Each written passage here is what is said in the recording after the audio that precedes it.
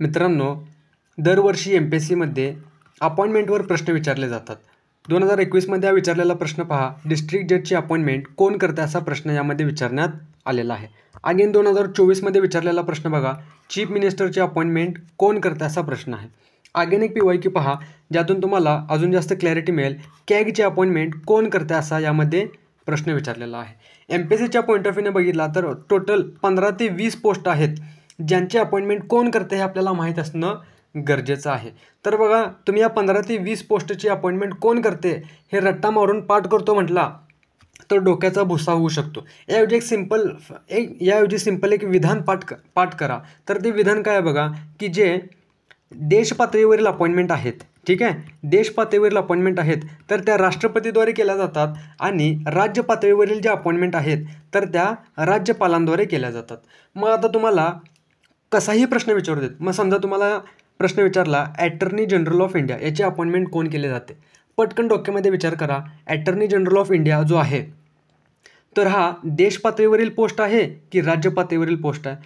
देश पातळीवरील पोस्ट आहे, मग त्यामुळे याची अपॉइंटमेंट प्रेसिडेंट करतील. यानंतर बघा, चीफ इलेक्शन कमिशनरवर प्रश्न विचारला की याची अपॉइंटमेंट कोण करतात. मग अगेन विचार करा की देश पातळीवरील पोस्ट आहे की राज्य पातळीवरील पोस्ट आहे. देश पातळीवरील पोस्ट आहे, त्यामुळे याची अपॉइंटमेंट राष्ट्रपती करतील. त्यानंतर विचार करा, तुम्हाला प्रश्न विचारला की स्टेट इन्फॉर्मेशन कमिशन, ठीक आहे, याचे जे प्रमुख आहेत त्यांची अपॉइंटमेंट कोण करते. आता बघा, स्टेट इन्फॉर्मेशन कमिशन म्हटले राज्य पातळीवरील पोस्ट आहे आणि जसं मी तुम्हाला सांगितलं की राज्य पातळीवरील पोस्ट असेल तर त्याची अपॉइंटमेंट राज्यपालांद्वारे केली जाते. ओके. त्यानंतर या PYQ मधील हे दुसरं विधान बघा, की यामध्ये काय म्हटलं आहे की कॅगच्या सर्व्हिस कंडिशन ज्या आहेत, सेवा शर्ती ज्या आहेत तर ते कोण ठरवते असा यावर प्रश्न विचारलेला आहे. ठीक आहे. अगेन बघा, 15 ते 20 पोस्ट MPSCसाठी महत्त्वाच्या आहेत. या सर्वांच्या सेवा शर्ती कोण ठरवते हे रट्टा मारून पाठ करण्यासारखी गोष्ट नाही. तुम्ही रट्टा मारण्याचा प्रयत्न केला तर खूप किचकट बनून जाईल. ओके. याऐवजी बघा, एक सिंपल तुम्हाला विधान पाठ करायचं आहे. केवळ एक विधान तुम्ही पाठ करा. यातून बघा, या 15 ते 20 पोस्टच्या सेवा शर्ती कोण ठरवते हे तुम्हाला पटकन क्लिक होईल. तर बघा, त्या रिलेटेड मी ऑलरेडी एक व्हिडिओ यूट्यूबवर अपलोड केलेला आहे, ज्याची लिंक वरती आय बटनवर देखील दिलेली आहे. ठीक आहे, त्यावरून तो तुम्ही व्हिडिओ पाहू शकता. तसेच या व्हिडिओची लिंक खाली डिस्क्रिप्शन बॉक्समध्ये देखील दिलेली आहे. ओके. तर त्यावर देखील तुम्ही क्लिक करून कोण कोणाच्या सेवा शर्ती ठरवते हे इझिएस्ट वेने समजून घेऊ शकता, without any confusion.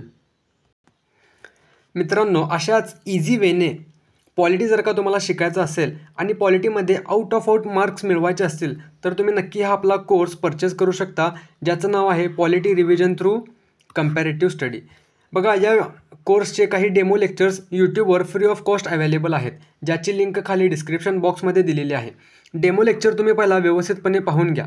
Demo lecture जर का तुम्हाला आवडले तर तुम्ही प्लेस्टोरवर जाऊन मंजिल ICS हे आपलं ॲप डाउनलोड करा. त्यामध्ये तुम्हाला कोर्स या सेक्शनमध्ये polity revision through comparative study असा कोर्स दिसेल. या कोर्सची फी फक्त 99 रुपये आहे.